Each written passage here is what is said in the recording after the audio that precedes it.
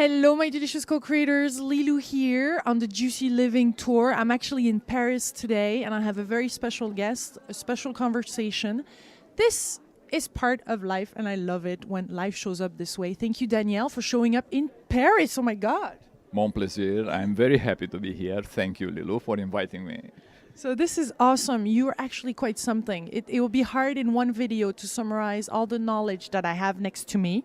How can we say this? You're this author, teacher. You have worked for a long time with John Valo Melchizedek and still do.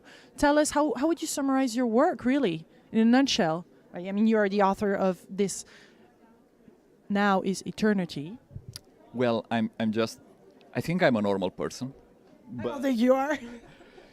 You know what happened when I was in Tibet? The master told me we're sleeping. If I said, even in this moment, we think we are awake, but we are not. We woke up in the morning and the daily activities are covering our sleep. And I thought it's a joke. In that moment, I asked the master, Karma Dorje, I asked him, what are you talking about? We are awake. He said, no, you are sleeping. And he said, I will demonstrate to you. He said, close your eyes. So I closed my eyes and I fall asleep instantly. I was near him. He was exactly how you are. In my dream, he was telling me, touch me. So I touch him. In my dream, he's telling me, wake up now. I opened my eyes. I turned my face. He was smiling, exactly like you. He said, touch me now. I touch him. He said, do you feel any difference between your dreams and now? And I said, well, actually, no. So he said, you see, I'm right. You are dreaming. You don't understand. People around you are dreaming. And you know what happened? They kept me almost 3 months in that monastery, and they told me, whatever you see, you say, this is a dream. This is a dream, this is a dream, this is a dream, this is a dream. You see the food in front of you, you said, this is a dream. You see an apple, this is a dream. You see a person, this is a dream. And almost 3 months later, when they took me out of that exercise, I was in that small village. In Tibet, they don't have big villages. There were like 100 people around. And they asked me, look around you. And I saw the same people what I saw in 4 years. And these people look like under drugs, like they were, and I turned to Master. There were both of them, Karma Dorje and Tenzin Dorje, and I said, what's wrong with these people? I know them. They look like they're drunk. They said, no, you woke up. They are the same. So coming back to your question, I think I woke up a little bit more than other people. And I think each person in one moment will start to wake up. And I think maybe today in 2014, it's more than ever the time to wake up. What do you call wake up? What is for you to wake up? What is awakening? Let's define it right now. Awakening means you see, sense, and feel the reality. A lot of people think... The real reality. The real reality, let's put it like that. The real reality is not just this, you know? We see just this, but it's not just this. Around you there is an energy, which theoretically you should see it. Practically you don't see it because your pineal gland is blocked, and pituitary gland, right? So awakening means you see, sense, and feel the whole universe around you. You are not just like a robot. You know, it's funny, in Canada, when I stayed there a lot of years, right, in Canada, I was there and some of my friends, they just go to work. You know how? They have the car in their garage. From the house, they go in the garage, they take the car, highway, they go to work, they park the car under a big building with 20 levels. They go, they take the elevator, they work 8 hours, they go back in the car, they go to the supermarket, they park there, they don't even know there is a tree, right? Métro, boulot, dodo in French. That's the expression. Exactement.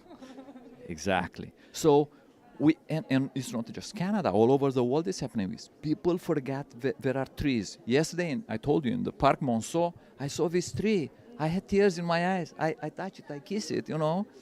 I really felt I am a tree. You know, that means you wake up. You feel you are the same with Mother Earth. You listen to Mother Earth. You speak with Mother Earth. You speak with people around you, and you enjoy exactly what is in this book now. Don't think at past. You know, people think that time is past, present, and future. It's not true. The time is just past and future. The present now is life. You understand me? It's a completely wrong definition of time. Time is just now. It's past and the future. The present now it's life. So you have to be now, this is to be awake. Enjoy. You want to eat an ice cream? Eat an ice cream. You want to drink a beer? Drink a beer, but enjoy it. Feel it. Don't be a robot. That means to be awake, So don't be too earthy, but too skyy. Because sometimes there's this problem with incarnating here on Earth. When we feel the tree, we become the tree, and then we don't function and don't, operate on a regular level. That's a very good point. And you are right. A lot of people think you have to become spiritual. But in fact, what means spiritual? We remember in 1965, there was this great master coming from Japan, Suzuki. He was teaching humanity Zen system. And he said, by the way, where is the Zen? Salon Zen, right? It's coming from him. And he said, you don't need any technique. You should just surrender yourself in the moment. But Suzuki made a big mistake, because what he didn't tell to humanity, that he has thousands of lives behind him meditating, arriving at that stage. Of course you want to go in Carrefour, in supermarket, and buy something and to be in meditation. Can you do that? Well, it's a question mark. You need a technique. You think you don't need to meditate. You do need. I mean, it's nice to think, I'm listening to Suzuki, what he said, the Zen master. I don't need anything. You do need something. It doesn't matter if it's Tai Chi or Qigong or meditation of the heart or heart imagery, whatever, but do something. Don't wait. There is a proverb back in Carpathian Mountains, and I like this proverb. God is giving you, but doesn't put in your pocket. So you have to take and put it in your pocket, what God is giving you, right? So do something. So I'm coming back to your question. You have to do something. If you don't do something, your mind is going to the sky. You can lose your mind. You think a lot of my students, they say, I see this archangel around me and I said, close your eyes, go in your heart. Can you still see these images? No. I said, what do you see? And they said, I see trees and green. It's correct, right? So all this imagination, whatever is coming to you from what you think is there is not, right? So go in your heart and see the real world. And this is really important, There's no angels in the heart? In the heart there are real angels. You have to make a big difference. You look around you, right? And you see a light, or you see something, or you go in your heart and you ask your higher self and you ask the angels to speak with you. And we have to understand there are entities around us, low-level entities. We don't interfere with them. Let them to live their life. But these entities, they can take different forms. So you have to be sure, you have to be clear what you are doing. It's real. I mean, all people, they say, I'm speaking with Archangel Michael and Jesus. That is very nice. But are you sure that happened? You have to go in your heart. You have to do a meditation. You have to be really grounded. You have to feel your body and feel the energy at the same time. You have to be 100% sure that that really happened. It is not just one of the other dreams. You remember? Only the heart can sense that? So it's kind of like a scanner. I mean, it scans you. You scan it. Let's put it like that. You have to be centered. There are 3 spheres, right? In Japan and Asia, they are centered here. They talk about this center, navel center. The Japanese talk about hara, right? In martial arts, especially when I teach Tai Chi, I tell them, breathe here, right in the navel. There is a second center. So the first center, by the way, is being. There is a second center, which is the heart. You can be centered in the being. You can be centered in the heart, which is feeling. There is a third center, which is very important too. People don't understand the center of the head. If you are centered in the head, you are knowledge. Doesn't matter where you are, being, feeling, or knowledge. Any point where you are centered there is giving you enlightenment. The great master, Zen master, are centered here. Jesus, Teresa de Avila, Mother Mary are centered in the heart. Krishnamurti, he is centered in the head, right? And in any place you are, centered here or here or here is good. But you have to be centered. People, they think, I'm centered in my brain. But it doesn't work like that. If the fact that you know mathematics or physics doesn't mean you are centered in your brain. To be centered in your brain, your pineal gland and pituitary gland must be activated.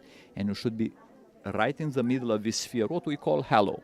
We see all this picture with sands, and you see this light around them. They already activate this, and this sphere is activated, right? So And you activate, how do you activate that in one word? I know it might be a little bit complicated, but how does it open up, or is it spontaneous? well, it is spontaneous, but you have to work it. This is very important. In martial arts, you activate the first one. And it's very important to understand. People think the heart sphere is the most important. It's not. When you are born, you are related with your mother through the womb to womb, through your being sphere, the first sphere. And we have to understand that. In fact, what happened, Osho said, and I agree with Osho, he said something very important. He said, all the other systems are bringing you from the heart, you go from the brain, you go to the heart, and from the heart, actually, you go back to the being where you were born. So, in fact, the heart, if you think, it's a bridge between brain and the being. So, it is spontaneous, you are right, but you need to do something, anything, do something. Close your eyes, do Kechari Mudra, put your tongue up, read a book, go to Louvre and see a beautiful picture, but do something which brings you back to the center, you understand? Whatever you like, do Tai Chi. Is that alignment? You mean the spheres, if they are aligned? Yeah. Well, once you are in one of the center, the other sphere align, and so you are, doesn't matter if you are in the being, you can feel, you are also in the feeling and also in the knowledge. Why they said all great masters are the same? Why they said Krishnamurti and Ramakrishna, they look in the eyes of each other 1 hour and they didn't speak anything. Why? Well, Krishnamurti was in the heart, in the head sphere, but Ramakrishna was in the heart sphere. And Ramakrishna even didn't know to write, by the way. He was just going and kissing Mother Earth. He said, I love you, Mother Earth, I love you, Mother Earth, I love you, Mother Earth. Krishnamurti was a genius. He would put 10 books and he would put on a table 10 books, open the pages, and he would read on diagonal from the first to the last one. He was a really genius, Krishnamurti. But he was perfectly centered in the head. The other one, Ramakrishna, was perfectly centered in the heart. So they stayed 1 hour, they didn't speak. Why? They didn't need to. They sent unconditional love. Both of them were centered. So their sphere were perfectly aligned. You think Krishnamurti was centered just in the head. It's not true. In the same time, he was here and here. Very interesting. So I wanted to talk about the imagery, heart imagery. It's hard for me to say it. Say it. Heart imagery. Yes, Heart imagery. because you have lots of it in there, but really all of the ones that you propose. Tell us why. I mean, what an ancient technique it is, and how you discovered it, and how important this is. Because this was a long time ago, and people used to practice that. Why? When I was in Tibet, both great masters who worked with me, they told me, we're going to teach you a system, which is not even a system. It's a way of living. And I said, what are you talking about? I knew about Tai Chi and about Jesus meditation, and I knew about all this Buddha meditation and compassion and all this Dalai Lama. But they said, no, it's a very simple system. We'll give you a set of images, and based on this, all these images are going to change something in you. You will not even, suddenly I will give you an image and suddenly you will feel this flash of energy and you will feel like fire in you. Or I will give you an image and you will feel pain in your liver. Or I'll give you an image and you will feel pain in your hip. Or I'll give you an image and you suddenly you lose completely, you don't know where you are. They said, your mental and emotional bodies are start to balance. You understand? So I asked, where is coming this system? What are you talking about? I never heard about it. And they said, well, I will tell you exactly. Almost 40,000, actually 39,500 years ago, how they wrote in the holy books, when the material sons and daughters of God, so-called Adam and Eve, came here to upgrade us, to help us, right? Whatever remained from their team, so-called Adamic race, they made their headquarters near Kapet Dag. Kapet Dag is an area, is the border between Iran and Turkmenistan, right? There is a mountain there near Caspic Sea, right? That was the first headquarters of the Adamic race. We call it also violet or indigo race. They are not violet of the face or indigo. We're talking about the third eye. That's the reason we call them indigo rays, because the third eye was activated, the indigo, right, or violet. So in that time, they didn't know to meditate. They didn't have any system. The only system they knew, it was to give an image and through that image to work. Now, I knew that system because in 1991, 1992, I met a great master in Romania, Madame Ana. Ana, which in my opinion was a great master, it was a big avatar of light. She died in 2012. Anna, I saw an exercise. Somebody came, this man had infection to both eyes. 6 months, he went to all doctors. So I witnessed there something which blew my mind. Anna told him, sit down, close your eyes. See, sense, and feel that you walk in a forest. After that, she said, see, sense, and feel you take your eyes and go to a spring water. Wash your eyes. And that was all. And after that, she said, put your eyes back, open your eyes. She did 3 times this. This man, all this infection on this yellow around his head disappeared. My jaw dropped. So in that time, I saw for the first time a demonstration of imagery. And it's you know why it works so well, imagery. You think this is an image with no life. It is exactly what people see here. Me and you has the same value. Any image you see, in fact, it's just an image. The brain cannot recognize an image from something else. The light comes now on my face, and this light reflects on the video camera as an image, but doesn't have any other value than this image. You understand me? If you realize that, actually you realize all images have the same power. So you can go in your brain and change an image and change your reality. Do you understand? So the great master knew about this change of images. And through heart imagery, what I've done then, what happened, 1 month, each day and each night, they will wake me up and said, close your eyes. See, sense, and feel, for example, you are swimming in the ocean. Dolphins are around you. Nice, yes. That's very nice, yeah. And after that, they will let me for a minute, because heart imagery works in a very interesting way. Meditations, the more you do, the better you are. Imagery, the less you do, the more powerful you are. Because what happened, you are left... You mean quick ones? Quick ones. Your left brain start blah, blah. I give you an image, for example. See yourself, you are in the ocean. Usually in 30 seconds, your brain start to ask, am I in the ocean? What color is the water, you understand? So a master in imagery should know exactly when he gives you the next image, so you don't have time to blah, blah. So you can keep a group of students for, let's say, 5 or 10 minutes in a different image, and they don't have time to think. They are just in intuition, and that's outstanding, because each moment we have at least 10 in a second. They demonstrate in Harvard University. You have at least 20 thoughts in 1 second. Imagine you can stay 10 minutes, no thinking. It's outstanding. So that's the reason this system is so powerful. So they were teaching me for 1 month different exercises. So when I came back, I couldn't, you cannot do a workshop 1 month. Nobody would stay. So I had to split in 3 categories. One clear category is cleaning the past. Heart imagery, cleaning the past. The second category is healing and emotional clarity. And the last one, probably the most powerful, union with God. So I split... Union with God. Union with God. So... how do you get there? What kind of imaginary images get you there? You should do it. I know, I want to. I mean, I'm like, the next union with God will be in Cyprus. Maybe you have time to pass by. So... when? October something. I'll tell you. I should see in my schedule. So actually, after that, I was going all over the world, and I was teaching a meditation day, which is pure Tibetan meditation, glazing and all this stuff, and heart imagery. Now, heart imagery, especially after 2012, is very powerful, because we are in feminine energy, you understand? You don't want, your right brain's intuition started to work. It's not something what we choose. Mother Earth changed completely the energy. It's not a choice. People already, you see people on the street, they have problems, they have headache. Some people faint and go down because, we struggle. We don't like the new energy because the new, it's funny. I was in Turkey a few years ago, and they invited me to speak at the Chamber of Commerce, right? The House of Commerce there, the business people.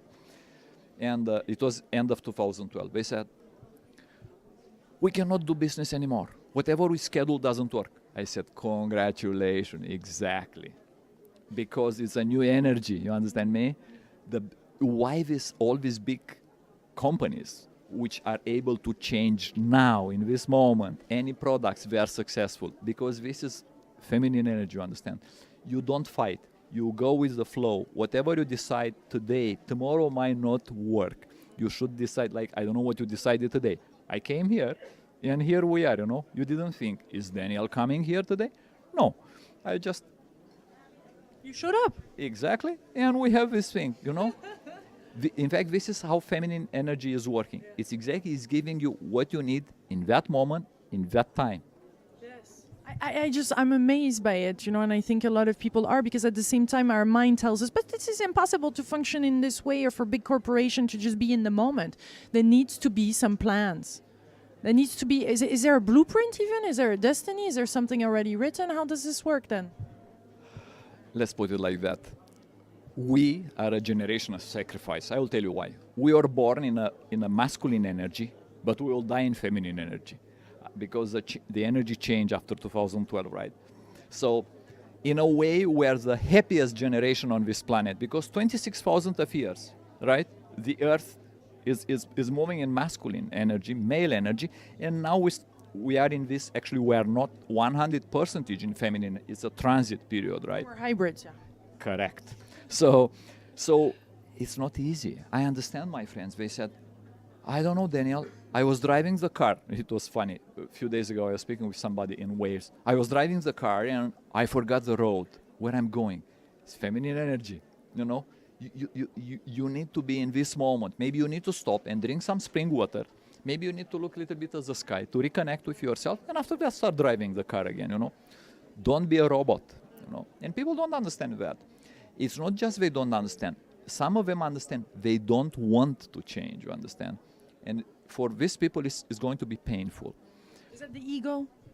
Ego is always, but sometimes ego is good. Imagine a child, if he wants to put the hand in an electric plug. Ego says, don't do it because you will die, right? So you have to have ego for what you need.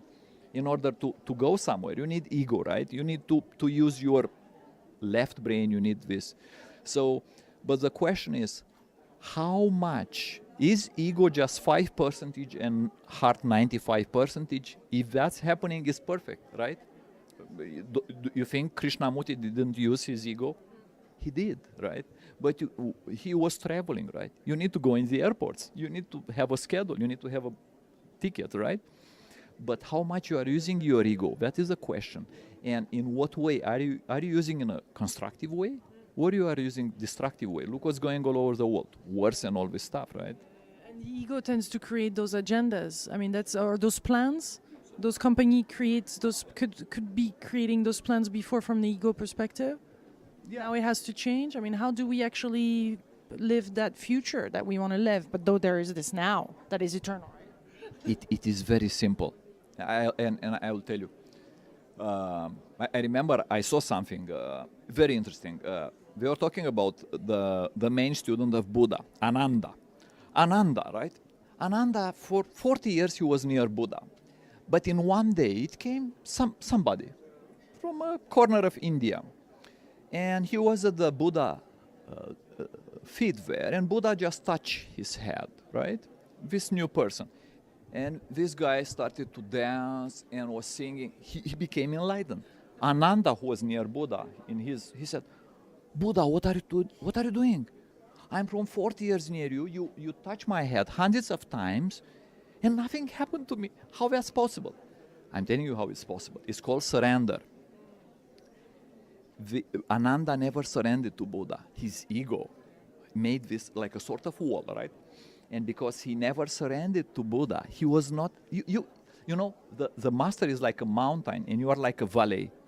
The energy comes to you like a river. It cannot be the other way. You cannot be the mountain and the master the valley. The energy, you understand? It doesn't. So you have to surrender. And Ananda was not able. He was 40 years near Buddha. Well, so what? Nothing happened, you understand me? He couldn't receive. And in fact, that's the biggest sin of the ego. It stops you to surrender in front of the master. You remember Gurdjieff, the great master Gurdjieff. I love him. He has this... He used to have this exercises. He would say, stop. Whatever you are doing, stop. And you think it's easy. It's not. Because we are like robots. We watch TV, we watch computer. We are not able to stop to connect with ourselves. And Gurdjieff was telling to his students, they were doing something around the house. He was going out of the temple and he was screaming, stop, stop, stop, stop, stop. And all of them, they had to stop just for 10 seconds. You should not even breathe. You are like a statue. You stop. And after that, the master said, go ahead, you know. But that moment, he will break your ego, you understand me? You would surrender to the master. And in fact, that's the biggest problem with the ego. We cannot surrender. We cannot abandon. We believe we are higher than a great master, and we are not. We have to follow a path. We have to do what they are doing. Can the master be life? Can we surrender? Is that a matter of surrendering to life then? The biggest great master is life, right? Now, we have to understand, life is universe. Universe is God, right? So if you can surrender to life, if you can look at the flower and don't take it, don't kill that flower, just to look at that beautiful flower and just enjoy that flower, that's life. I mean, you know what's funny? In 2012, I was in Yucatan, and I met the chief of Mayan elder, Don Pedro Pablo Chu. And we had this meeting, it was 2012, December 21st. Beautiful, right? But he said something really nice, Don Pedro Pablo Chu. He said, what is doing a small bird in the morning when she wakes up? And people, they were thinking, what she's doing. I said, okay. And after that, he asked a lady, what are you doing when you wake up in the morning? She said, I'm going to the kitchen, I put my coffee. He said, okay, let me tell you what a bird is doing each morning when she wakes up. She's singing. To whom? To God. So if that small bird, she's able to sing to God, you understand me? We are not able to do that. We are not able to understand exactly what you said. Life. All is around. All, you know, you cannot wake up in the morning and sing, you know, I'm happy, I'm now. So that gratitude is that song? Gratitude is the most important thing. If you don't have gratitude, and if you are not grateful, I'm grateful I'm here, you know, I'm really grateful, you know, I'm grateful I'm here. It's such a beautiful place. We are walking on the street, and we felt all this energy, you know, and we are grateful. I'm grateful I'm breathing, you know, and I had some water now in this place, and I was drinking, and I said, thank you, I love you, I love you, I love you. I was drinking that water, and I told to the water, I'm grateful you are here in my mouth, and you go in my body, you know. We forgot to be grateful. We take all as granted, like somebody has an obligation to give us something. Well, it's not working like that, you know. You have to be grateful, and abundance come to you. A lot of people said, I don't have money, and I don't have that, and I don't have that. But in fact, you don't attract it, you understand me? Because you are not open. You should be open. You should open your heart, and it's like you drop a small stone in a lake, and all the ripples are going all over, right? And we are not able to do that, right? Beautiful, Daniel. This was a delicious interview. I'm very honored to have interviewed you. This is the book. This is your latest book that is available now. It was before available on ebook, but now it's print. Yes. I printed some of them, and I'm looking for a publishing house. I hope I'll find a good one, and I can. Yes. I hope. I wish you the best, and I would love to interview you again. Thank you very much, Lilou. It's a pleasure to be here. I love you. Thank you. Much, much love, my delicious co-creators. We love you. We send you beautiful energy from amazing France. France, such a delicious country, isn't it? I love it. Mwah. Big, big kisses. Thank you for sharing this video. Like them, share them. We love you. Bye.